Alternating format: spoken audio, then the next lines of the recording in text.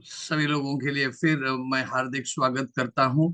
और ये जो आज का जो वेबिनार है, it's a weekly free educational webinar जो हम लोग एवरी थर्सडे या एवरी फ्राइडे करते हैं।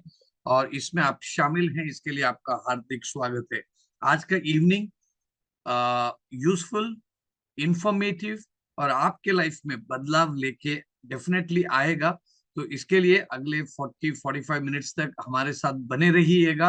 और मैं एक पावर पॉइंट प्रेजेंटेशन के जरिए आज का वेबिनार का इसको पॉडकास्ट भी आज हम लोग बोल सकेंगे। इसको हम लोग शुरुआत कर लेते हैं। सो सबसे पहले, जैसे आपको ऑलरेडी इंफॉर्मेशन आया हुआ है थ्रू ब्रॉडकास्ट और ईमेल और व्हाटएवर, तो थोड़ा कंफ्यूजन तो था आज, क्योंकि हम लोगों ने रजिस्ट्रेशन भी किया था, उसके बाद में हम लोगों ने फ्री लिंक भी भेजा था। तो आज का वेबिनार का टॉपिक है डीएनए टेस्टिंग क्या होता है, जीन बेस्ड के वेलनेस सॉल्यूशंस क्या हैं, कैसे होते हैं, एंड उनके बेनिफिट्स क्या है। आपको मुझे इस वेबिनार में क्या लाभ मिलेगा, क्यों हम लोग इस वेबिनार में आए हैं, इसके बारे में हम लोग आज चर्चा करेंगे। तो ये हमारा जो वेबिनार है, तो इसको हम लोग वेलोसिटी जेनेटिक्स के जरिए ऑर्गेनाइज करते हैं। वेलोसिटी जेनेटिक्स का टैगलाइन है हेल्दी पीपल हेल्दी नेशन, यानी कि अगर हमारे देश के लोग स्वस्थ रहेंगे तो हमारे देश देश भी एक स्वस्थ देश कहलाएगा। और we are the market leaders and pioneers in gene based wellness solutions in India. इसके बारे में हम लोग डेफिनेटली इस वेबिनार में जानेंगे। We have very unique, very powerful product called Velocity Genetics DNA testing programme. इसका हम लोगों ने अभी एडवांस वर्जन हम लोग लेके आए हैं। और इसके साथ साथ जेनेटिक्स या जेनोमिक्स या न्यूट्रीजेनोमिक्स, एपिजेनेटिक्स, ऐसे बहुत सारे शब्दों का हम लोगों ने यूज करते हुए सुना है, देखा है। तो इसको लोगों तक पहुंचाने के लिए हमारे पास है एक educational institute called vignette. Vignette यानी कि velocity institute of genomics, nutrition and entrepreneurship training. तो इसके जरिए हम लोग लोगों तक पहुंचते हैं और जेनेटिक्स के बारे में, जेनोमिक्स के बारे में अवेयरनेस क्रिएट करते हैं। मैं आज इस वेबिनार के जरिए मैं आप सभी लोगों को इनवाइट करूंगा कि एक जेनोमिक और जेनोमिक्स वेलनेस के इर्द गिर्द में एक क्रांति, एक रिवोल्यूशन हो रहा है। खास करके कोविड-19 के बाद में प्रिवेंटिव हेल्थ केयर के बारे में काफी लोग सतर्क हुए हैं। ये सच है कि बहुत सारे लोग फिर अपनी पुरानी आदतों पे चले गए हैं, लेकिन ज्यादातर लोगों को अभी प्रिवेंशन करने की क्या जरूरत है, उसकी क्या अहमियत है और उसके एडवांटेजेस क्या है, इसके बारे में बखूबी जानकारी है। तो मैं इनवाइट करूंगा आप सभी लोगों को, मैं और आप साथ मिलके एक जेनोमिक वेलनेस रिवोल्यूशन का हिस्सा बनेंगे। और इसमें हम सभी लोग हमारी आगे आने वाली जिंदगी में हमको क्या क्या बीमारियों का, हेल्थ चैलेंजेस का सामना करना पड़ेगा, इसका प्रेडिक्शन हम लोग इस जेनोमिक वेलनेस के जरिए कर सकते हैं। और इसके जरिए जब हमको हमारे आने वाली जिंदगी में क्या क्या जोखिम उठाने पड़ेंगे, क्या रिस्क है एट द जेनेटिक लेवल, और आज हमारी जो लाइफस्टाइल है इसके जरिए, तो हम लोग एक पर्सनलाइज्ड, जेनरिक नहीं, मेरे आपके लिए एक personalised gene based wellness solutions create कर सकते हैं। जीन बेस्ड वेलनेस सॉल्यूशंस इसके लिए क्योंकि मैं और आप यूनिक हैं, हम सभी लोगों के जीन्स अलग हैं। तो अगर ये हम लोग कर पाए तो we can live a healthier, a happier, a longer and even a younger life हम लोग जी सकते हैं। अगर आप मुझे पहली बार सुन रहे हैं तो मेरी परिचय देना चाहता हूँ। मेरा नाम है स्टैन सेराउ और मैं वेलोसिटी जेनेटिक्स इस कंपनी का सीएमडी हूँ। हालांकि मैं प्रिंट मीडिया और जर्नलिज्म बैकग्राउंड है मेरा, ओरिजिनली उसमें मेरी थोड़ी पढ़ाई हुई, कुछ काम किया मैंने 5 साल। बट मुझे वर्ल्ड ऑफ वेलनेस के लिए एक इंट्रोडक्शन करने का मौका मिला। I understood the power of wellness. हम लोग सभी लोग इलनेस इंडस्ट्री को तो जानते ही हैं, सिकनेस इंडस्ट्री है, बीमारियां होती हैं, हॉस्पिटलाइजेशन होता है, tablets, capsule, syringes, blood test, diagnosis, ये सभी होता है। लेकिन वेलनेस ये है कि इन सभी से हम लोग कैसे अवॉइड करें, तो ये 2004 में, यानी कि करीबन 20 साल के पहले मुझे परिचय हुई। उसके बाद में उससे प्रभावित होके बहुत सारे मास अवेयरनेस के सेमिनार्स, वर्कशॉप, साइंटिफिक सिंपोजियम मैं करते आया 2009 तक। 2010 में मुझे जेनेटिक्स की परिचय हुई एक यूएस कंपनी के जरिए। जब हम लोग कुछ रिसर्च कर रहे थे, कुछ मार्केट रिसर्च कर रहे थे, वहां पे परिचय हो गई। तो मैंने personalisation in health care, personalisation nutrition के बारे में जाना, काफी इंटरेस्टिंग लगा और मैंने सोचा कि इसके ऊपर कुछ आगे काम किया जा सकता है। तो थोड़ा समय लगा, लेकिन इन 2016 हम लोगों ने velocity life sciences private limited नामक एक प्राइवेट लिमिटेड एंटरप्राइज कंपनी को स्टार्ट किया। और हमारा यहाँ पे मेजर मकसद ये रहा, कस्टमाइजेशन या पर्सनलाइजेशन, जिसको हम लोग इंग्लिश में बिस्पोक बोल सकते हैं, जीन बेस्ड वेलनेस सॉल्यूशन लोगों तक हम लोग लेके जाएं। और उसके बाद में हम लोगों ने first time in India DNA testing programmes consumer genetics के तहत हम लोगों ने इसको पेश किया।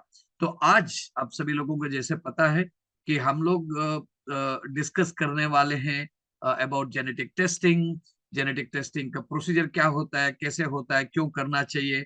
और इसके लिए आज हमारे पास है एक very very special person, doctor Amol Raut. Amol Raut एक पोस्ट ग्रेजुएट इन साइंस है, पीएचडी इन माइक्रोबायोलॉजी है, और एक पिछले 25 साल से भी ज्यादा समय से मॉलिक्यूलर बायोलॉजी या जेनेटिक रिसर्चर वो रहे हैं, साइंटिफिक साइंटिस्ट रहे हैं। और वेलोसिटी जेनेटिक्स के साथ as a chief genetics officer वो हमारे साथ कंधे से कंधे मिला के काम करते हैं। मुझे उनके साथ पिछले 5 साल से एसोसिएट होके काम करने का मौका मिला है और उनसे बहुत कुछ सीखने का मौका भी मिला है। और वो कई कंपनियों के सीईओ रह चुके हैं जो जेनेटिक्स के आधारित जीनोमिक्स, जो ओमिक्स का जो पूरी दुनिया है उसमें वो रहे हैं। और उन्होंने जो जेनेटिक का इंफॉर्मेशन हमारा जो आता है हमारे जो शरीर में है, उसके बेस्ड पर बहुत सारे कॉम्प्लेक्स एल्गोरिदम उन्होंने क्यूरेट किए हैं, खास करके न्यूट्रीजेनोमिक्स के फील्ड में, जिससे कि मैं और आप वेलनेस सॉल्यूशंस पा सकते हैं और बहुत सारे जीन बेस्ड इंटरवेंशंस को पा सकते हैं। और उन्होंने काफी रिसर्च कोलैबोरेशंस नेशनल इंस्टीट्यूट्स के साथ मिलकर किए हुए हैं। He has been a co-investigator of the research project on genes, yoga and pre-diabetes. आज देखेंगे इंडिया में almost 30% of the people are either diabetic or pre-diabetic।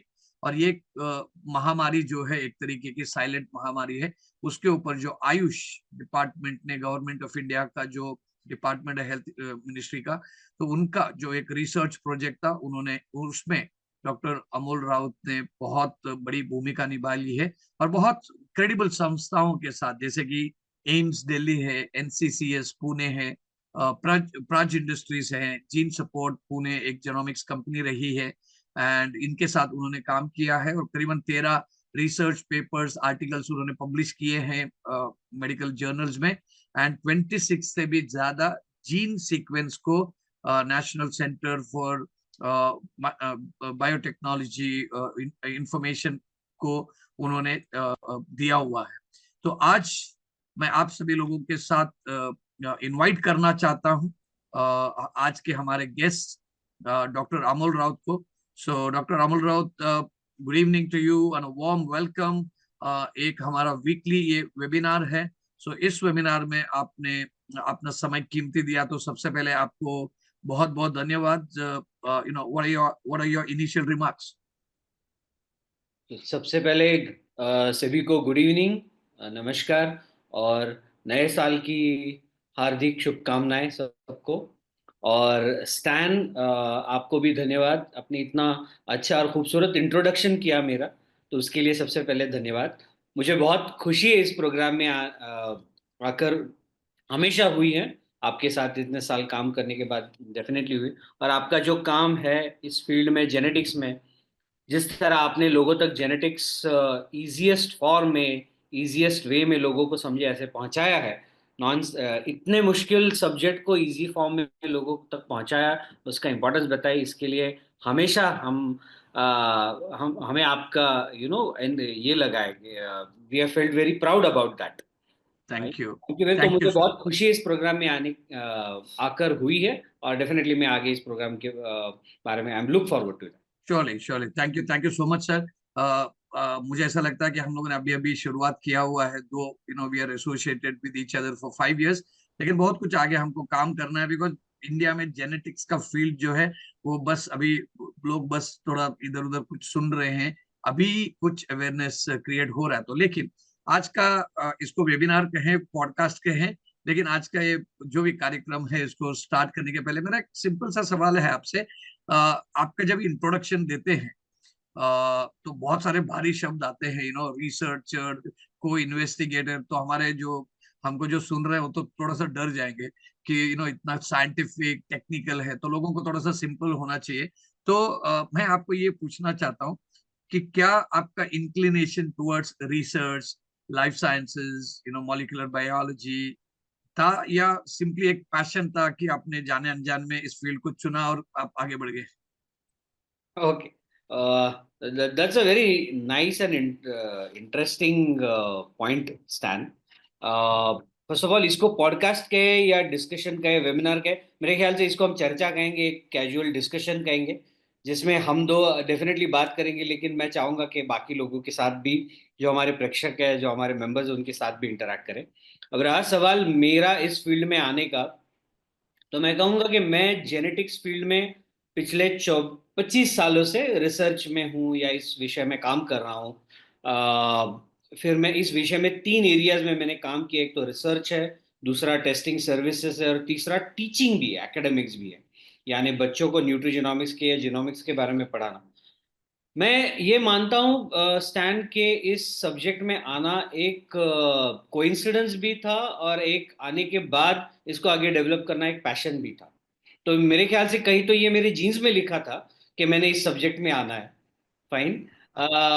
जब मैंने 12th के बाद माइक्रोबायोलॉजी की पढ़ाई शुरू की, तो मैंने ये नहीं सोचा था कि माइक्रोबायोलॉजी पढ़ के मैं, माइक्रोबायोलॉजी यानी सूक्ष्म जीव शास्त्र, बैक्टीरिया, वायरस, जिस वायरस ने हमें पिछले कुछ साल बहुत ज़्यादा परेशान कर रखा था, वैसे बैक्टीरिया, वायरस, फंजाई के बारे में पढ़ना, ये मेरा पोस्ट ग्रेजुएशन उसमें था। लेकिन जैसे ही मैंने जेनेटिक्स सब्जेक्ट में आगे काम करना शुरू किया मेरे मास्टर्स के बाद, तो मुझे लगा कि सिर्फ बैक्टीरिया का जेनेटिक्स ही इंपॉर्टेंट नहीं, ह्यूमन का जेनेटिक्स भी बहुत इंपॉर्टेंट है, और उसके बारे में लोगों तक इंफॉर्मेशन पहुंचाना भी उतना ही जरूरी। तो मेरे ख्याल से उस सब्जेक्ट को मैंने एक पैशन समझ के आगे काम किया है। तो डेफिनेटली मेरी शुरू की एंट्री इसमें, मेरा इंक्लिनेशन था, लाइकिंग था बायोलॉजी में काम करना, और दूसरा उसके बाद ये पैशन बन चुका है। And I would certainly want to continue working in this field.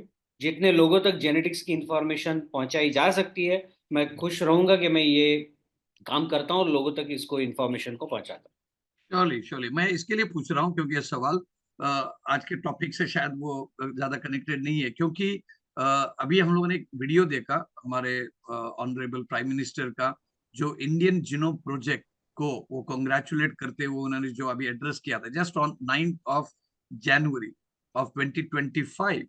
और आपको ऑलरेडी 25 इयर्स का एक्सपीरियंस है, मतलब you are one of the early movers in this industry, and I think बहुत सारा काम आपने किया है, तो you have a very in depth knowledge. So आज के इस वेबिनार में पहला क्वेश्चन मैं ये आपको ये पूछूंगा कि जितने भी लोग यहाँ पर हैं, हो सकता है कि कोई मेडिकल डॉक्टर हैं, डाइटिशियन है, न्यूट्रिशन है, I can see a couple of post graduate student from symbiosis also participating. तो मैं ये पूछना चाहता हूँ हम सभी लोगों के लिए, एक सिंपल सरल शब्द में आप अगर एक्सप्लेन करेंगे कि व्हाट इज जेनेटिक्स, जेनेटिक्स है क्या, और हम सभी लोगों को हमारे जीन्स जेनेटिक्स के बारे में, हमारे इनहेरिटेंस के बारे में, या इसको और आसान करें तो हमारी हमारी जो हेरिडिटरी चीजें हैं उसके बारे में जानना जरूरी क्यों है, आप इसको थोड़ा सा समझाएं।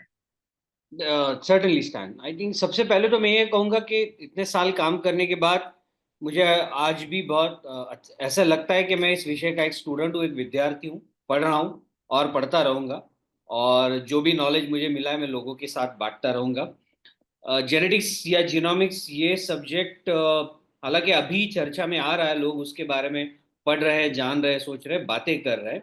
यहाँ तक कि हमारे माननीय प्रधानमंत्री, उन्होंने एक बहुत इंपॉर्टेंट उसके बारे में एक अनाउंसमेंट भी किया, और उसके बारे में हम चर्चा जरूर करेंगे। लेकिन जेनेटिक्स ये साइंस बहुत पुराने, कम से कम 70 साल से इस विषय पे काम हो रहा है, जेनेटिक्स सब्जेक्ट पे। और जीनोमिक्स, इस विषय में काम मैं कहूंगा कुछ पिछले 40 सालों से हो रहा है, 40 या 50 साल भी कह सकते हैं। अब सबसे पहले हमारे दर्शकों के लिए ये जानना जरूरी है, जो इस विषय से कनेक्टेड नहीं है उनके लिए मैं बता दूं कि जेनेटिक्स और जीनोमिक्स ये दोनों चीजें हमें जानना अभी अनिवार्य हो गया, हमारे लिए इंपॉर्टेंट हो गया है, and it is become an indispensable piece of information for us. ये क्यों? देखिए, हम लोग हमारी डे टू डे लाइफ में हमारे सामने आता है एआई जैसे टूल्स जो नए आ रहे हैं, या अल्टरनेट फ्यूल जैसी टेक्नोलॉजी आ रही है। ये अलग अलग टेक्नोलॉजीज हमारे सामने आते हैं, साइंस के जो आविष्कार आते हैं, और उनके बारे में हमें जानना जरूरी हो जाता है, क्योंकि कहीं ना कहीं उसका कनेक्शन हमारे लाइफ से हो। तो यहाँ पे जितने भी दर्शक हैं या दुनिया में जितने भी लोग हैं, मैं कहूँगा हम सब का कनेक्शन जेनेटिक्स या डीएनए से है। हम सब लोगों के लाइफ में कुछ ऐसे हो सकता है हेल्थ से रिलेटेड इश्यूज हो, प्रॉब्लम हो, जिनके आंसर्स जेनेटिक्स में है। और बहुत सारे लोग हैं जिनके हेल्थ ऑब्जेक्टिव्स है या फ्यूचर में आगे क्या करना चाहते हैं, इसके आंसर भी जेनेटिक में है। तो सबसे पहले तो मैं ये दर्शकों से कहूंगा कि हमारे लिए जेनेटिक जानना ये कोई अभी ऑप्शन नहीं है, सबके लिए एक इंपॉर्टेंट चीज हो चुकी है, जो हर एक इंसान ने हर लेवल पे करना चाहिए। तो जेनेटिक्स में होता क्या है, या सबसे पहले तो जेनेटिक्स एक ऐसा सब्जेक्ट है जहां पे we study heredity. Genetics is science of heredity, यानी माता पिता से बच्चों में क्या चीजें पास ऑन होती है, उसको हम जेनेटिक्स कहते हैं। तो किसी के बालों का कलर अगर ब्लैक है, तो ब्लैक कलर जिन पेरेंट्स का है उनके बच्चों का हेयर कलर भी ब्लैक ही होगा। आंखों का कलर ब्लैक है तो बच्चों का आंखों का कलर भी ब्लैक होगा। ब्लू है तो ब्लू होगा। तो इस साइंस को कहते हैं जेनेटिक्स। लेकिन जीनोमिक्स ये वो साइंस है जहां पे, और यहाँ पे हमें फर्क जानना जरूरी है, कि जहां पे हम हर इंसान के डीएनए के अंदर झांक कर उस डीएनए की किताब को पढ़ सकते हैं, और उस डीएनए में क्या इंफॉर्मेशन है वो जान सकते हैं। मैं दर्शकों को यह भी बताना चाहूंगा कि हमारा डीएनए एक ऐसी बुक है जिसका हर पेज जिसका हर पेज हमारी बॉडी का एक हिस्सा या हमारी बॉडी का एक कैरेक्टर डिफाइन करता है। फिर आप मान लीजिए आपकी आंखों का कलर क्या हो, स्किन के कलर का कलर क्या हो, किसी डिसीज की टेंडेंसी क्या हो, ये हमारे डीएनए जो बुक है उसके हर पेज पे लिखा हुआ है। और जैसे कि आप जानते हैं कि हर पेज के दो बाजू होते हैं, हाँ, हमारे डीएनए में भी दो बाजू होते हैं। हर कैरेक्टर या ट्रेड जो हमारा है वो हमारे दोनों पेरेंट्स ने लिखा हुआ है। एक पेज जो हमारे फादर ने लिखा है और उसकी दूसरी साइड जो हमारे मदर ने लिखी। और हम क्या बनेंगे, ये दोनों चीजें डिसाइड करती है कि फाइनली हमारा आउटपुट क्या हो। तो हमारा डीएनए एक बहुत बड़ी किताब है, जिसमें मान लीजिए कि मैं कह सकता हूं कि तकरीबन 46 पेजेस है, और हर पेज पे कुछ ना कुछ इंफॉर्मेशन लिखी है, जिसके दोनों साइड और हमारे मदर और फादर लिखे। और इसमें से डिसाइड होता है कि हमें डायबिटीज की टेंडेंसी है, हार्ट डिसीज की टेंडेंसी है या नहीं। So this is about the subject genetics and genomics. Beautifully beautifully explained doctor Amol. मैं ये बताना चाहता हूँ कि जब आप ये बोलते हैं कि genetics is more like a book, एक किताब है, अगर किताब है तो किताब का हम लोग क्या करते हैं, किताब तो पढ़ना पड़ता है, जानना पड़ता है। तो वहां हम लोगों को एक ये टर्म इंट्रोड्यूस करना पड़ेगा, दैट इज जेनेटिक टेस्टिंग या डीएनए टेस्टिंग। तो एक आम भाषा में फिर आपको मैं पूछूं कि जेनेटिक टेस्टिंग होता क्या है and why it is important for खास करके हेल्थ कॉन्शियस इंडिविजुअल्स, जिनको कम से कम जैसे आपने बताया कि एक बार तो जेनेटिक्स के बारे में आपका जानना जरूरी है कि भाई क्या इंस्ट्रक्शन मैनुअल आप लेके आए हैं, तो कितना ये इंपॉर्टेंट है और इसमें क्या क्या फायदे होते हैं, इसके बारे में आप थोड़ा सा संक्षिप्त में हम लोगों को बताएं। करेक्ट। सो जैसे हम कहते हैं कि आपने एक बहुत अच्छा शब्द इस्तेमाल किया है, हमारा इंस्ट्रक्शन मैनुअल। तो हमारा डीएनए एक ऐसा इंस्ट्रक्शन मैनुअल है हमारी बॉडी का, जिसमें हमारी बॉडी कैसे काम करेगी, उसमें क्या फीचर्स है, क्या कैपेबिलिटीज है, सब लिखे हुए हैं। और उसको किसी ने पढ़ना चाहिए, हमें बताना चाहिए कि आपकी बॉडी इस तरह से बनी है, this is how you have to use it. तो मैं कहूंगा कि the process of understanding what is written in our DNA and using it for our own benefit is called as genetic testing. और या इस चीज को या इस प्रोसेस को हम जेनेटिक टेस्टिंग कहते हैं। यानी हमारे डीएनए में जो इंफॉर्मेशन है, भले ही वो हमारे लिए यूजफुल हो, या हो सकता है आगे चल के ऐसी कुछ इंफॉर्मेशन हो जिससे हमें ये पता चले कि हमारी बॉडी में कुछ वीकनेस है, इस प्रोसेस को जानना, जिसको जेनेटिक रीडिंग कहना चाहिए, जेनेटिक मैपिंग कहना चाहिए, और सिंस ये टेस्टिंग के द्वारा होता है इसलिए हम उसको जेनेटिक टेस्टिंग कहते हैं। सही मायनों में हम क्या करते हैं, तो हम एक्चुअली जेनेटिक रीडिंग या जीनोमिक मैपिंग करते हैं, यानी we understand what is written over here. अब ये क्यों जरूरी है? डे टू डे लाइफ में मेरे ख्याल से यहाँ पे जितने वेबिनार में आए हुए दर्शक या मेहमान हैं और बहुत सारे लोग हैं, उनको ये भी सवाल आता है, और मैं उनके इस वेबिनार के माध्यम से उनको ये भी पूछता हूँ कि आप कभी आपने सोचा है कि अगर एक्सरसाइज हमारे लिए इतनी इंपॉर्टेंट चीज है, आप सब लोग जानते हैं कि एक्सरसाइज काफी इंपॉर्टेंट है, तो अगर मैं ये सवाल पूछूं कि एक्सरसाइज के लिए सही समय कौन सा है दिन भर में, फिर वो शाम का समय है, सुबह का समय है, दोपहर का समय है, तो अगर ये मैं सवाल पूछता हूँ लोगों से, तो मेरे ख्याल से बहुत सारे लोग ऐसे होंगे जो तुरंत जवाब देंगे कि एक्सरसाइज के लिए तो सबसे सही समय सुबह जल्दी होता है, क्योंकि सुबह उठ के फ्रेश आपका जब मेटाबॉलिज्म हो, एक्टिव हो, एनर्जी, तो अब आप एक्सरसाइज कीजिए। कुछ लोग कहेंगे नहीं, शाम को करना भी बेहतर है, करना करना जरूरी है। कुछ लोग कहेंगे जी हाँ बिल्कुल, जैसे किसी ने आंसर दिया अभी के दोपहर को करना चाहिए। तो मेरे ख्याल से जितने लोग यहाँ पे, हो सकता है कि हम लोगों का अलग अलग ओपिनियन, कुछ लोग सुबह कहे, कुछ लोग शाम को कहे, कुछ लोग कहे कि दोपहर को भी या कभी भी करें।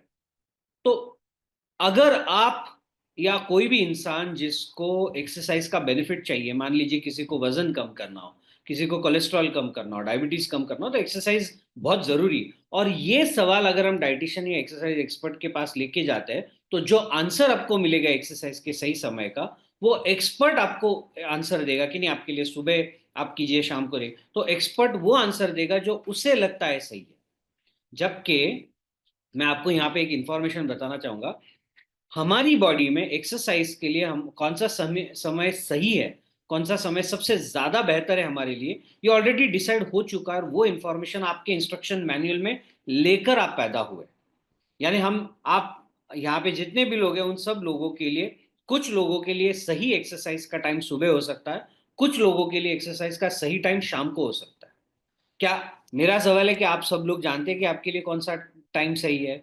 नहीं, राइट? हो सकता है सब लोग नहीं जानते हो, तो ये जानने का तरीका क्या है, अगर हम डीएनए मैपिंग करते हैं तो हम ये पता कर सकते हैं कि आपके लिए एक्सरसाइज का रिस्पॉन्सिवनेस सुबह होगा या शाम का होगा। इतना ही नहीं, कौन सी एक्सरसाइज बेटर है, योगा बेटर है या जिम बेटर है या जॉगिंग वॉकिंग बेटर है, उतना ही नहीं, बट वजन कम करने के लिए या डायबिटीज कंट्रोल में रखने के लिए कौन सा फूड ज्यादा इंपॉर्टेंट है कम करना है आपको, कार्बोहाइड्रेट यानी चपाती दाल, चपाती या राइस कम करना चाहिए, या फैट्स यानी कि घी बटर कम करना चाहिए, ये सब इंस्ट्रक्शन हमारे डीएनए में पहले ही लिखे होते। तो एक कॉमन मैन के लिए, एक हर इंसान के लिए, अगर वो किसी तकलीफ से जूझ रहा है, किसी तकलीफ से लड़ रहा है, अगर वजन कम करने की कोशिश कर रहा है, डायबिटीज कंट्रोल करने की कोशिश कर रहा है, कोलेस्ट्रॉल कम करने की कोशिश कर रहे हैं, तो कैसे किया जाए इसकी इंफॉर्मेशन अभी डीएनए में मौजूद है। और अभी जीनोमिक्स जो टेक्नोलॉजी है, न्यूट्रीजीनोमिक्स जो साइंस है, उसके बेसिस पे ये सारी इंफॉर्मेशन हम निकाल सकते हैं। और जो ट्रेंड एक्सपर्ट होते हैं, जैसे वेलोसिटी में भी कई सारे ट्रेंड एंड सर्टिफाइड न्यूट्रीजीनोमिक काउंसलर्स है, जो जानते हैं कि डीएनए इंफॉर्मेशन को कैसे पढ़ा जाए और उसको लोगों तक कैसे पहुंचाया जाए। तो डीएनए टेस्टिंग, जेनेटिक मैपिंग, और उसके बेसिस पे इंफॉर्मेशन आके हम लोगों तक पहुंचा सकते हैं। सो मेरे ख्याल से टू समराइज, बहुत सारे डिसीजेस ऐसे हैं कि जिनको कंट्रोल करने के लिए या प्रिवेंट करने के लिए कौन सा डाइट, एक्सरसाइज, लाइफस्टाइल हमारे लिए बेहतर है, इसका चॉइस हम किसी कंफ्यूजन में आके नहीं लेना जरूरी नहीं, ये ऑलरेडी हमारे डीएनए में लिखा हो, और इसका यूज आज दुनिया भर में हो रहा है, और मेरे ख्याल से सभी लोगों को इसका फायदा लेना चाहिए। बिल्कुल, आई थिंक आपने बहुत सिंपल तरीके से लोगों को बता दिया, सभी लोगों को। और मैं ये सब लोग जितने भी लोग हैं, आपसे रिक्वेस्ट भी करूंगा कि आप बने रहिएगा आखिर तक, क्योंकि मेरे कुछ सवाल होने के बाद में आपको भी मौका मिलेगा कि आप चार्ट के जरिए, टेक्स्ट के जरिए, what is the role of epigenetics. क्योंकि जब हम लोग जेनेटिक्स की बात करते हैं तो लोग ये भी बोल रहे हैं कि epigenetics is the thing that we all need to know. तो आप can you throw a little light on what is epigenetics, ताकि सब लोगों को ये समझ में आ जाए। जेनेटिक्स के बहुत सारे अलग अलग आयाम हैं, अलग अलग डायमेंशंस हैं, और उसमें epigenetics today is taking centre stage हमारी लैंग्वेज में। एपिजेनेटिक्स उसको कहते हैं, एक आम लैंग्वेज इसको इसको कहते हैं कि इट्स द मॉडर्न लाइफस्टाइल। तो let's listen to you from from the epigenetic perspective. बहुत अच्छा आपने सवाल किया स्टैन, एपिजेनेटिक्स के बारे में पूछकर। एक्चुअली माननीय प्रधानमंत्री ने जब जीनोम प्रोजेक्ट की बात की तब उनके मुंह से कुछ शब्द जैसे genes, rare diseases, DNA sequencing, ये सुन के हमें बहुत अच्छा लगा, क्योंकि ये कुछ ऐसे शब्द है जो बहुत सालों से हम लोग हमारे ग्रेजुएशन में, पोस्ट ग्रेजुएशन में, पीएचडी रिसर्च में हम पढ़ रहे थे और हमें लग रहा था कि हम एक ऐसी कम्युनिटी जो बस इसको जानते हैं। लेकिन जब बहुत सारे लोग इसके बारे में चर्चा करने लगे और प्रधानमंत्री को भी लगा कि इन शब्दों को देश की जनता के सामने रखना चाहिए, तो ये जरूरी बन जाता है कि सबको डीएनए और जीन्स के बारे में जानना, जानना पड़े या जाने। और एपिजेनेटिक्स भी मेरे ख्याल से एक ऐसा ही सब्जेक्ट या वर्ड होगा जिसके बारे में हम सब लोगों को जानना जरूरी है। वो इसलिए क्योंकि एपिजेनेटिक्स जितना इंपॉर्टेंट है उतने ही उसके बारे में कुछ गलत फहमियां भी है, कुछ लोगों के मन में उसके बारे में कंफ्यूजन भी है। तो मैं एपिजेनेटिक्स के बारे में एक जल्दी बताऊंगा, हालांकि बहुत टेक्निकल नहीं जाऊंगा, लेकिन क्विकली एक ओवरव्यू दूंगा। एपिजेनेटिक्स का एक हिंदी में अगर उसका मैं शब्द इस्तेमाल करना चाहूँ तो उसको कहूंगा मैं प्रभाव, यानी इन्फ्लुएंस। ओके। हम्म। तो डीएनए जो भी हमारा इंस्ट्रक्शन मैनुअल है, जिसके साथ हम हम पैदा हुए हैं, तो वो डिसाइड करता है कि हमारी डिसीज की रिस्क कम है या ज्यादा है, या हमारे विटामिन डेफिशिएंसी की टेंडेंसी है, हम बहुत अच्छे स्पोर्ट्समैन बन सकते हैं या नहीं बन सकते, एक्सेट्रा। लेकिन इस इंस्ट्रक्शन मैनुअल या डीएनए जीन्स के साथ जब हम पैदा होते हैं, तो ये अगर ये काम करे या ना करे, इसको डिसाइड हमारा एनवायरनमेंट डिसाइड करता है। फाइन। और उस वो एनवायरनमेंट ये भी डिसाइड कर सकता है कि हमारी जीन स्विच ऑन हो या ऑफ हो। तो ये switching on and off a gene in or study of that science is called as epigenetics. Epi यानी ओवर, अबाव, जेनेटिक्स यानी जीन्स के ऊपर। जीन्स के ऊपर भी अगर किसी चीज का प्रभाव है एनवायरमेंट का, तो उस चीज को एपीजेनेटिक्स कहते हैं। मैं एक सिंपल उदाहरण देना चाहूंगा, जो कि हमारा एक रिसर्च प्रोजेक्ट भी रहा है। हमने 3 साल उस पर काम भी किया था। आप सब लोगों को जान के ये आश्चर्य होगा, मैं कहूँगा आनंद भी होगा, कि योगा एक ऐसा माध्यम है, योगा एक ऐसी चीज है जहां पे अगर योगा कोई प्रैक्टिस करता है, तो कुछ लोगों को योगा फॉलो करने की वजह से, अगर वो प्री डायबिटीज स्टेज में है यानी डायबिटीज की शुरुआत में है, तो उनका प्री डायबिटीज से डायबिटीज का जो ट्रांजिशन है, यानी जो उनका पाथ है प्री डायबिटीज से डायबिटीज जाना, वो योगा फॉलो करने की वजह से हो सकता है कि वो डायबिटीज की तरह ना बढ़े, यानी प्री डायबिटीज की स्टेज पे ही रुक जाए, या हो सकता है उससे भी पीछे आ जाए। इसका मतलब योगा का इतना प्रभाव है, इन्फ्लुएंस है हमारे बॉडी के ऊपर, कि वो आपकी डायबिटीज की टेंडेंसी जो आप शायद जेनेटिकली लेके आए, उसको भी रोक सकता है। अब क्या योगा ऐसे कैसे कर सकता है? तो हमारी बॉडी में जो डायबिटीज के जीन्स होते हैं, वो अगर हम सही लाइफस्टाइल फॉलो न करें, सही खाना ना खाए, एक्सरसाइज न करें, तो ये मैं कहूंगा कि बैड जीन्स एक्टिवेट हो जाते हैं और वो काम करना शुरू कर देते हैं। So they bad genes are switched on. Yoga जैसी अच्छी चीज फॉलो करने के बाद, योगा जिसको माइंड एंड बॉडी इंटरवेंशन भी कहा जाता है, तो योगा हमारे माइंड और बॉडी पे इक्वली काम करता है। Yoga actually will switch off that bad gene. जी हाँ, योगा एक्चुअली आपके बैड जीन को स्विच ऑफ कर सकता है, और इतना ही नहीं, आपकी जो गुड जीन्स है, अच्छी जीन्स है, उसको भी स्विच ऑन कर सकता है। तो इसका मतलब ये है कि योगा जो आपकी बॉडी में नहीं है, जो आप फॉलो करें, जो बाहरी कोई चीज है, एक्सरसाइज है, एक लाइफस्टाइल है, यो योग फॉलो करने के बाद बैड जीन स्विच ऑफ हो रहे हैं और गुड जीन स्विच ऑन हो रहे हैं। इस प्रोसेस को एपिजेनेटिक्स कहा जाता है, यानी influence of environment on your DNA. अब अपने अपने डीएनए तो हम जीन्स तो हम चेंज नहीं कर सकते, हम अगर डायबिटीज की रिस्क लेके आए तो है, लेकिन योगा उसको मॉड्यूलेट कर सकता है। तो क्या सिर्फ योग में ही ये ताकत है कि वो जीन्स को स्विच ऑन एंड ऑफ कर सके? जी नहीं।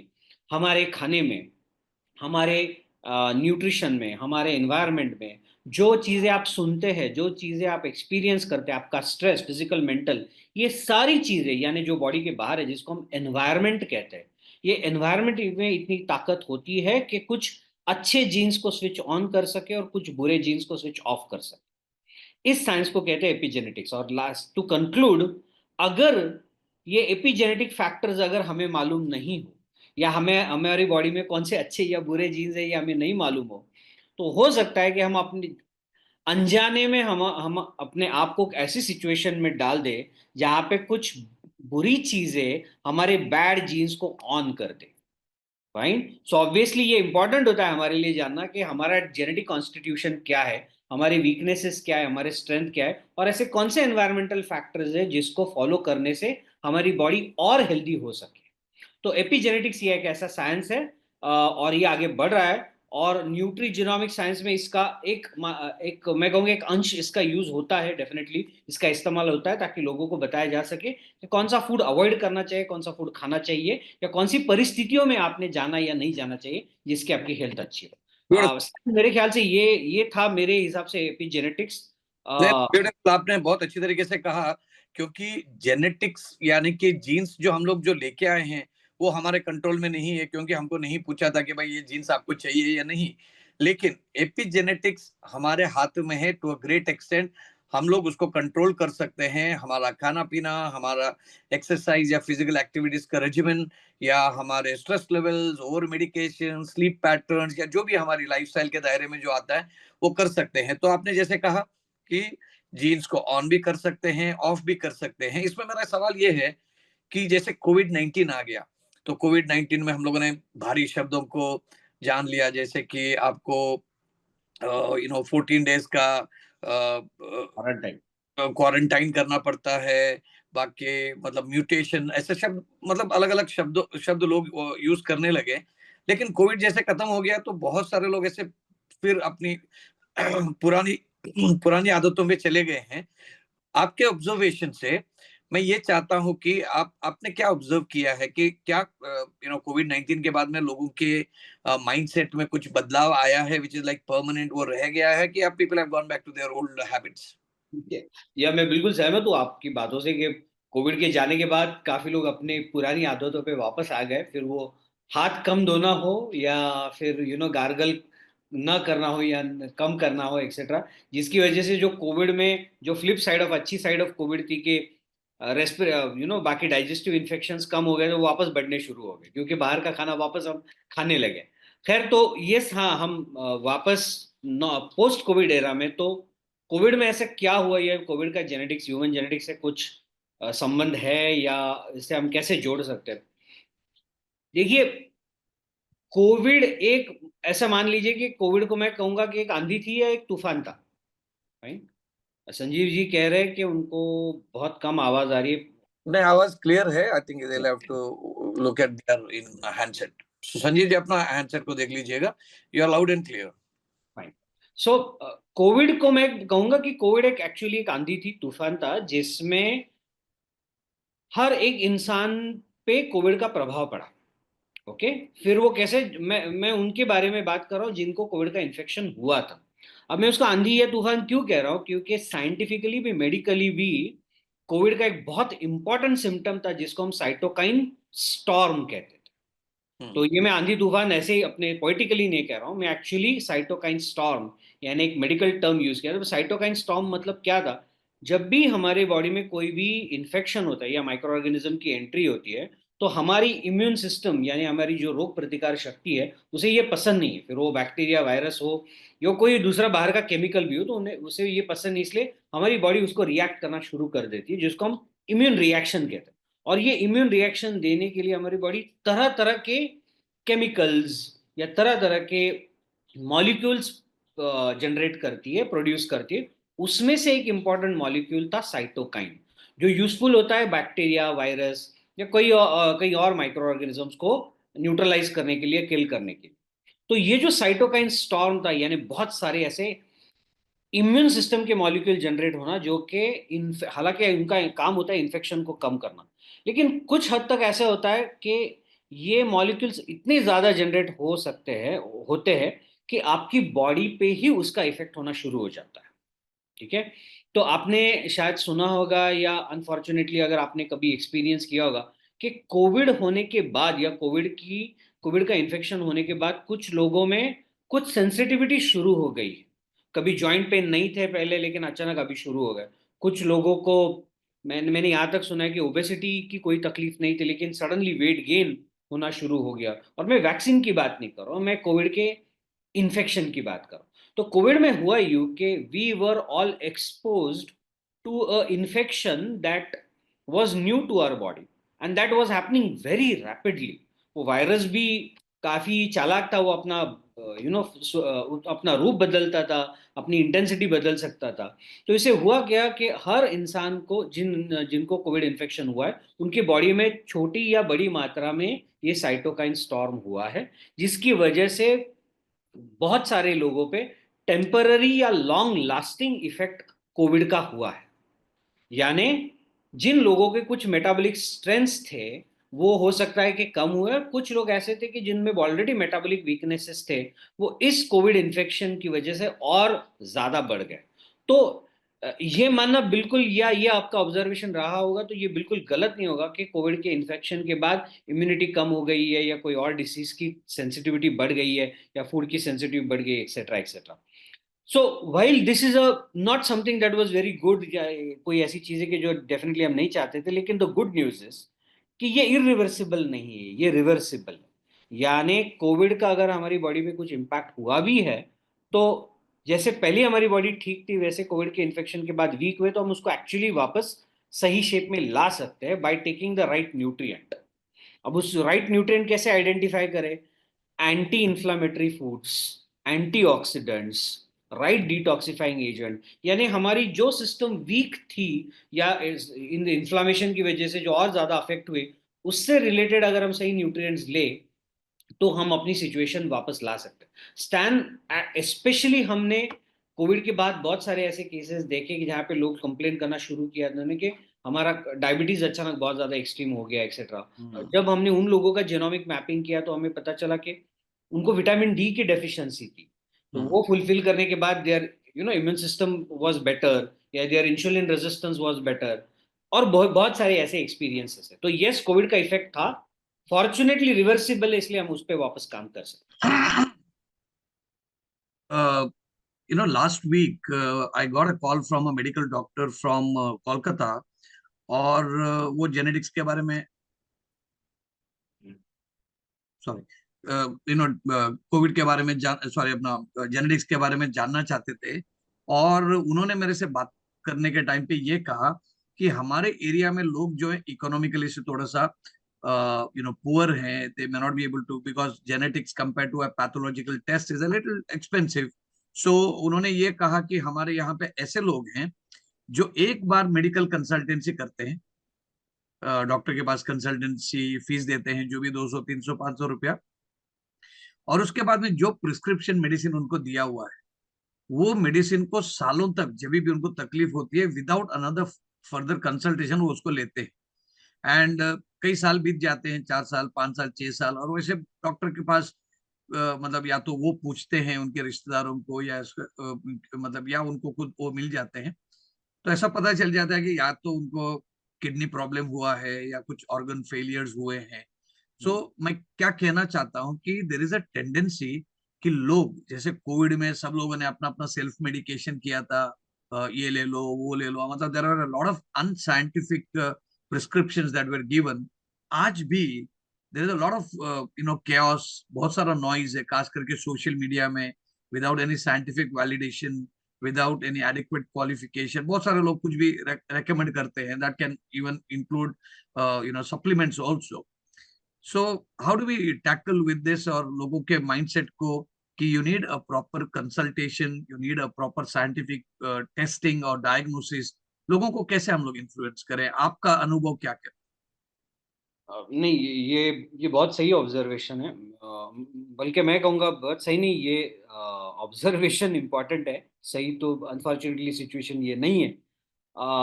Self medication has been a problem throughout the world. India में डेफिनेटली बहुत ज़्यादा है, और उसके कई सारे रीज़न है। एक तो हमारा डॉक्टर पेशेंट रेशियो बहुत ड्रास्टिक है, डॉक्टर्स कम है, पेशेंट को एक्सेस कम है, इसकी वजह से भी होता है। दूसरा, अवेयरनेस। बहुत सारे लोग जो अनफॉर्चुनेटली अंडर प्रिविलेज है, लेस प्रिविलेज्ड है, जिनको ये सुविधाएं इजीली उपलब्ध नहीं है, तो उनको डिपेंड करना पड़ता है उनके आजू बाजू में जो उनको लगता है कि सही सलाह दे सकते हैं, उनसे वो सलाह। लेकिन मेरे ख्याल से एक बहुत बड़ा वर्ग स्टैन हमें ये भी मानना चाहिए कि ऐसा है जो पढ़े लिखे हैं, who are blessed with good facilities, yes. ये सब जान कर भी हम सेल्फ मेडिकेशन चुनते हैं। फाइन।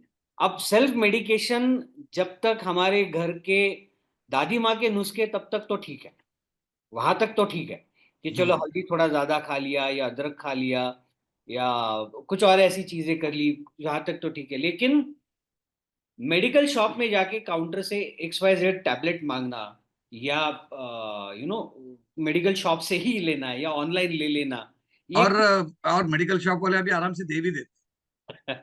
so yes, वो unfortunately that is also a situation, so with due respect to all our pharmacist friends also, उनकी भी मजबूरी हो जाती है कि सामने वाला आके खड़ा हो ही गया है सर दर्द की दवा मांगने, तो इस सर दर्द को पहले दूर करे, इसलिए वो एक डेफिनेटली टैबलेट थमा देते हैं। तो ये सर्टनली बहुत सारे लोगों में अवेयर, मैं कहूँगा वेल अवेयर वेल रेड लोगों में भी ये समस्या है, और ये डेफिनेटली बंद होनी चाहिए। और मैं ये सोचता हूँ कि सिर्फ हमारे दर्शक ही नहीं, लेकिन दुनिया में सब लोग ये मानते हैं, लेकिन होता नहीं है सर। अब इसका प्रभाव क्या होता है मैं आपको बताता हूँ कि ये कहाँ तक इसका इम्पैक्ट हो सकता है, कितनी बुरी तरह हो सकता है। आपने सुना होगा स्टैन, कर्क्यूमिन नाम का एक मॉलिक्यूल था जो यस। कोविड में जो बहुत सारे मैजिक मॉलिक्यूल्स चले थे, उसमें कर्क्यूमिन भी था। यस। तो कर्क्यूमिन ये हल्दी का एक एक्टिव कंपोनेंट है, जो हल्दी में 0.2% में पाया जाता है, बहुत ज्यादा एक्टिव है। और उसकी वजह से जो हल्दी के औषधि गुण है सब कर्क्यूमिन, काफी सारे कर्क्यूमिन की वजह। अब कर्क्यूमिन की सेपरेट टैबलेट बनने लगी, यानी हल्दी को कॉन्सेंट्रेट करके उसमें से कर्क्यूमिन बने।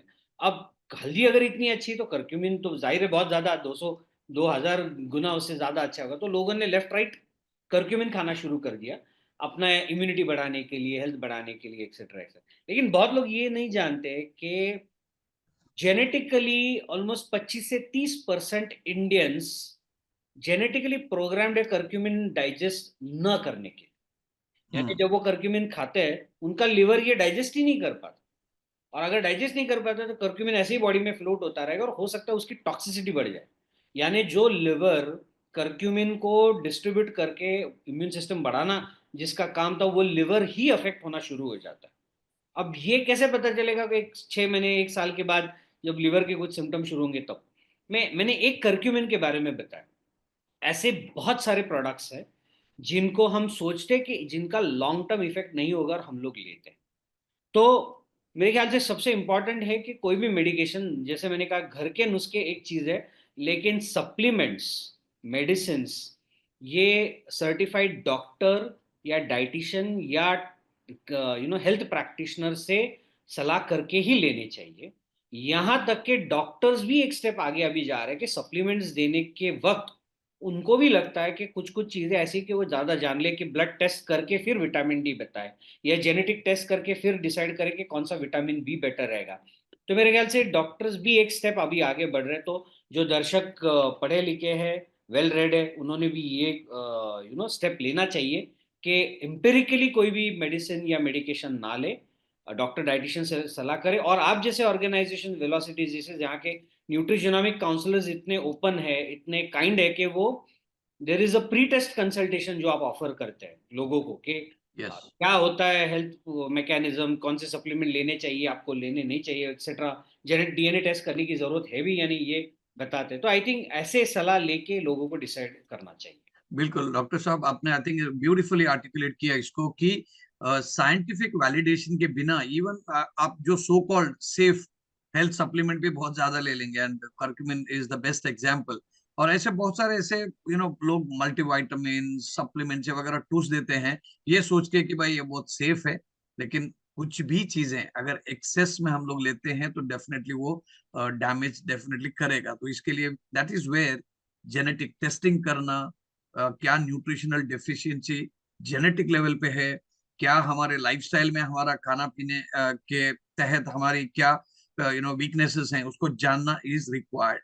It's very very essential. तो आज जितने भी यहाँ पे लोग हैं, आपको भी आखिर में थोड़ा 5-10 मिनट का सवाल जवाब करने का मौका मिलेगा। हालांकि बहुत ज्यादा टाइम नहीं है हमारे पास, लेकिन मैं ये बताना चाहता हूँ कि हमको पॉपुलिस्ट अप्रोच तो अपनाना जरूरी है ही, लेकिन उसको साइंटिफिक वैलिडेशन करना भी जरूरी है। India needs this actually. आज सुबह से 10 बजे से लेके 6 बजे तक I was attending scientific symposium in Mumbai of all the diagnostic companies in India. और डायग्नोस्टिक कंपनीज के ओनर्स, स्कॉलर्स, एकेडमिशियंस, वो सब आते, इतनी भारी लैंग्वेज यूज करते हैं। एंड वो भी ये चाहते हैं कि अल्टीमेटली आप कोई भी पैथी करें, एलोपैथी करें, होम्योपैथी करें, आयुर्वेदा करें, अल्टीमेटली सभी का मकसद या सभी का प्रयास क्या है कि सॉल्यूशंस मिले। लोगों को, जो बीमार व्यक्ति है या जिसको तकलीफें हो रही है, उनको सॉल्यूशंस मिले, उनको राहत मिले। और ये अगर हम लोग बहुत ज्यादा तकलीफ होने के पहले जेनेटिक टेस्टिंग के जरिए कर सकते हैं, तो आप सभी लोग इसके मैसेंजर बन सकते हैं। आई एम श्योर आप में से कई सारे ऐसे लोग हैं जो सर्टिफाइड हेल्थ कोचेस हैं, बहुत सारे ऐसे लोग हैं जो सर्टिफिकेट इन न्यूट्रिजेनोमिक्स के ग्रेजुएट्स हैं, जो हम लोग इग्नर देते हैं, उसके बारे में भी मैं बताऊंगा आपको। सो मेरा आखिर एक सवाल ये है कि जो शुरुआत में आपने कहा कि जब यूएसए में जब ह्यूमन जीनोम प्रोजेक्ट हुआ, that started in 1990 and ended in 2003, लेकिन इंडिया में the project was announced in 2020 and 2024 के आखिर में दिसंबर तक हम लोगों ने उसको कंप्लीट किया। And that is where our honorable prime minister was congratulating the entire team and the scientific fraternity. So it's like a shining star, एक shining star हम लोग बोल सकते हैं जेनेटिक स्पेस में, क्योंकि आज इंडिया इज वेरी स्ट्रांग। हमारी फार्मा सेक्टर बहुत स्ट्रांग है, हमारे जो medical fraternity across the world, हम बहुत ज्यादा इंपोर्ट भी, मतलब एक्सपोर्ट भी करते हैं, बहुत ज्यादा मैन्युफैक्चरिंग भी यहाँ पे करते हैं। लेकिन इंडियन पब्लिक हेल्थ को लेके आई थिंक जेनेटिक्स के बारे में जो शुरुआत हुई है, I think it's a bright beginning and there is a bright bright future ahead. What's your take on this doctor Amal? नहीं, जो आपने दो तीन बातें कही अभी के opportunity in India, human genome project, the global genome project and even Indian genome project. तो सबसे पहले तो मैं यहाँ के दर्शकों को ये बताना चाहूँगा कि जो ग्लोबल जीनोम प्रोजेक्ट है, जो 2003 में कंप्लीट, तकरीबन 23 साल हो गए अभी, 22 साल हो गए उस प्रोजेक्ट को। तो ग्लोबल जीनोम प्रोजेक्ट करने के बाद हर कंट्री ने अपना जीनोम प्रोजेक्ट, खुद का जीनोम प्रोजेक्ट शुरू किया। और मैं दर्शकों को ये बताना चाहूँगा कि ये क्यों ज़रूरी था। तो जब ह्यूमन जीनोम प्रोजेक्ट यानी वर्ल्ड वाइड 25 साल दुनिया के सब साइंटिस्ट ने मिलके human genome data base generate किया, यानी क्या किया, तो उन्होंने हर देश में, हर एथनिसिटी में, हर रिलीजन के लोगों का, अलग अलग समुदाय के लोगों का रिप्रेजेंटेटिव एक सैंपल जमा लिया, डीएनए का सैंपल लिया, और उनमें टेस्ट करके उन्होंने पूरी ये जो डीएनए की किताब के बारे में मैंने बात की, वो पूरी डीएनए की किताब हर इंसान की पढ़ ली और उसका एक डेटाबेस बनाया। और उससे कुछ इंटरेस्टिंग चीजें हमें पता चली। कुछ कॉमन चीजें थी जो दुनिया में सब लोगों में, और कुछ अलग चीजें थी। कॉमन चीजें क्या थी? तो ये कॉमन नहीं था कि सबके दो आंखें, दो कान है, दो हाथ है, ये कॉमन नहीं है। कॉमन क्या है? तो कॉमन ये है कि डायबिटीज होने, जिस जीन्स की वजह से होते, उस जीन्स के बारे में हमें पता चला कि ये 100 जीन्स है जिनकी वजह से डायबिटीज होने के चांसेस है, या ये 50 जीन्स है जिनकी वजह से हार्ट डिसीज से कनेक्टेड है, या ये कुछ 10 जीन्स है ये बताते हैं कि कौन सी दवाई आपके लिए अच्छी है। तो ऐसे कुछ कॉमन चीजें, इंफॉर्मेशन उन्होंने इकट्ठा की। अब हुआ ये कि ये होने के बाद हर देश पे एक जिम्मेदारी थी कि वो उनके देश में ज्यादा से ज्यादा लोगों में ये पढ़ के चेक करे कि ये पहले डेटा ग्लोबल डेटा के साथ मैप हो रहा है, और इंडिया में, मान लीजिए कि इंडिया में अगर ये हो रहा है तो इंडिया में क्या सिचुएशन। तो ह्यूमन जीनोम प्रोजेक्ट, जो ग्लोबल जीनोम प्रोजेक्ट कंप्लीट हुआ उसके बाद पिछले कुछ सालों से जो इंडिया में 10,000 लोगों का ह्यूमन जीनोम मैपिंग हुआ, उससे हमें कौन सी चीजें पता चली है? तो इसमें भी इंडिया के कई सारे जाति, रीजन, रिलीजन, लोकेशन, समुदाय, इन लोगों के सैंपल लेके हमें ये पता चला है कि कौन से जीन्स इंडिया में जनरली स्ट्रॉन्ग जीन्स है या वीक जीन्स है। मैंने कॉमन मैन लैंग्वेज में अगर मैं कहूँ तो which are good genes that we have, which are the weak genes that we have. Generally कोई ऐसी डिसीज है जिनका प्रीवैलेंस या इंडिया में बहुत ज्यादा होने की शक्यता है, चांसेस है, या कोई जोग्राफिकल रीजन ऐसे है इंडिया में कि जहाँ पे कोई कुछ डिसीज ज्यादा होती है। फॉर एग्जाम्पल इंडिया में ईस्टर्न रीजन में वेस्ट नाइल वायरस या ब्रेन फीवर ऐसी कुछ डिसीज है जो वहीं पे बहुत ज्यादा पाई जाती है, तो वो वहाँ के लोगों का डीएनए की वजह से उनको उनकी सेंसिटिविटी ज्यादा है, यहाँ के एनवायरनमेंट में। तो ऐसे बहुत सारे सवालों का हमें जवाब मिल सकता है उसकी वजह से। तो ह्यूमन जीनोम प्रोजेक्ट मैं कहूँगा ये एक स्टेप था इंडिया को अच्छी तरह जानने का। मैं इंडियन जीनोम प्रोजेक्ट को एक इंट्रोस्पेक्शन प्रोजेक्ट कहूंगा, to know more about ourselves. और ये भी मान के चलिए आपके आज 10,000 लोगों का डेटाबेस हुआ है। 1,000 का कुछ सालों पहले हुआ था, जो इतना पब्लिक इंफॉर्मेशन उसके बारे में नहीं मालूम थी, लेकिन तभी हम उन साइंटिस्ट से मिले थे जिन्होंने कंप्लीट किया है, हमारी भी बात हुई थी। और आज जब 10,000 कंप्लीट है, ये भी मान के चलिए कि कुछ सालों में 1 लाख लोगों का भी डेटाबेस बनेगा, और उसके कुछ सालों के बाद 10 लाख लोगों का भी बनेगा। और ये इसलिए बनना जरूरी है ताकि हम अपने आप को ज्यादा जान सकें। इससे फायदा ये होने वाला है कि इंडिया में कौन सी दवाइयाँ ज्यादा असरदार रहेंगी, कौन से न्यूट्रिएंट की ज्यादा जरूरत है, कौन से ऐसे समुदाय या रीजन है या क्षेत्र है जहाँ पे कोई बीमारी ज्यादा होने के चांसेस है, और वहां पे गवर्नमेंट ने कौन से स्टेप्स लेने चाहिए। ये गवर्नमेंट अपनी पॉलिसी डिसाइड करने के लिए जीनोम प्रोजेक्ट कर रही है। तो गवर्नमेंट अपना काम कर रही है। मेरे ख्याल से एक ह्यूमन जीनोम प्रोजेक्ट हमें खुद के लिए भी करना चाहिए कि हम खुद के बारे में जान लें कि हमारा डीएनए क्या है। ओके। तो एक ये जो जीनोम प्रोजेक्ट इंडिया में हुआ है या वर्ल्ड में, उसका यूज साइंटिस्ट को होगा and they will decide national policies. लेकिन सबसे इंपॉर्टेंट मेरे ख्याल से तो न्यू ईयर शुरू होने के बाद हमारी जो खुद की पॉलिसी है, हेल्थ पॉलिसी, वो रिन्यू या रिवाइज करने की जरूरत है कि हमारे लिए कौन से डेफिशिएंसीज है, हमारी बॉडी में कौन से डेफिशिएंसी है, हमने कौन से न्यूट्रिएंट खाने चाहिए, लैक्टोज अवॉइड करना चाहिए, ग्लूटेन अवॉइड नहीं करना चाहिए। तो ये जानना हमारे लिए बेहतर है। तो मेरे ख्याल से स्टैन ये 3 चीजें, global genome project, Indian genome project, government organisations अपना काम करते रहेंगे, हमें भी हमारे पॉलिसी डिसीजन करना उतना ही हमारे लिए इंपॉर्टेंट है। बिल्कुल। आई थिंक आपने बहुत सिंपल लैंग्वेज में बहुत सारी चीजें कही हैं। मैं थोड़ा एक 2 मिनट के लिए कुछ स्लाइड्स में आपको दिखाना चाहता हूं, जिससे कि आज का जो वेबिनार है, पॉडकास्ट है, उसका पर्सपेक्टिव मैं डालना चाहता हूं। कि जैसे कि आपको इस स्क्रीन में दिख रहा एक जीपीएस है, जो उसके जो कार का चालक है, ड्राइवर है, उसको पूरा इंफॉर्मेशन देता है, कहाँ लेफ्ट लेना है, कहाँ राइट लेना है, कहाँ राउंड अबाउट है, कहाँ पे कंजेशन है, कितना टाइम लगेगा। ये कैसे पॉसिबिलिटी है? पॉसिबिलिटी है बिकॉज ऑफ टेक्नोलॉजी। जो हमारे जो सैटेलाइट जो हैं वो ट्रैकिंग करते हैं और आपको बताते हैं। यही अगर एनोलॉजी को हम लोग अपने लाइफ में लेंगे, जैसे आपने कहा कि भाई हमको अपना खुद का एक जीनोम प्रोजेक्ट करना चाहिए, that's nothing but DNA testing. तो इसके लिए वेलोसिटी जेनेटिक्स लेके आए हैं your own gene based health programme. हर individual, irrespective of the age, religion, healthy, sick, poor, middle class और अमीर, सभी लोगों को ये करना पड़ेगा, करना जरूरी। बताना चाहता हूँ कि we already have this genetic testing, तो उसके बारे में we will have more detail in the next webinar. But here is the time for जो हमारे लोग हैं, तो उनको अगर कुछ भी क्वेश्चंस पूछने हैं, तो this is the time where you can ask some questions and we will end it in a few minutes. So maybe for the next 5 minutes अगर आपके कुछ क्वेश्चंस हैं और उसके आंसर्स हम लोग दे देंगे। So Amal sir will be very happy. So you have any questions? क्योंकि अभी तक okay, so what is the age to do test? Age के लिए कोई बात नहीं है। Amal sir, you want to answer that? I think Stan, please go ahead. I think your answer, any age is good. या Please go ahead. Any is good. हम लोग saliva sample को लेते हैं। Of course it can be done through a blood sample as well, but जो saliva sample जो भी आराम से स्पिट कर सकते हैं, they can do this. So any age is fine. Dr. Usha, I'm sure you know this information, but I think you want us to mention this so that everybody is aware, especially people who have joined maybe for the first time.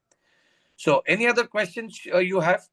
क्योंकि आज हम लोगों ने बहुत ज्यादा interactive इसके लिए नहीं किया, क्योंकि आज format of our webinar was more of a podcast between me and doctor Amol. And हम लोग क्वेश्चन एंड आंसर करने के बदले आई थॉट कि डॉक्टर अमोल बहुत बिजी रहते हैं, व्यस्त रहते हैं, अपने बहुत सारे कॉम्प्लेक्स एल्गोरिदम्स एंड बहुत सारे प्रोजेक्ट में बिजी रहते हैं, तो थोड़ा ज्यादा उनका टाइम ले लें। And I personally apologize. There seems to be some कि internet connectivity issue has not happened ever, but I'm a little surprised. So okay, so Dr. Usha ये कह रहे हैं कि we do it especially after falling sick. Yeah, sure. I think मेरे Velocity Genetics के 8वां साल अभी है. May we will be completing 8 years and we'll be getting into the 9th year. So मेरा अनुभव ये है कि लोग इसको बहुत लाइटली लेते हैं, लेकिन जब उनके पास कुछ हेल्थ कंडीशंस डेवलप होते हैं या जब उनको क्रेडिबली एक बीमारियां वगैरह आ जाते हैं, then they come back to us. We had one such visitor in our office also yesterday.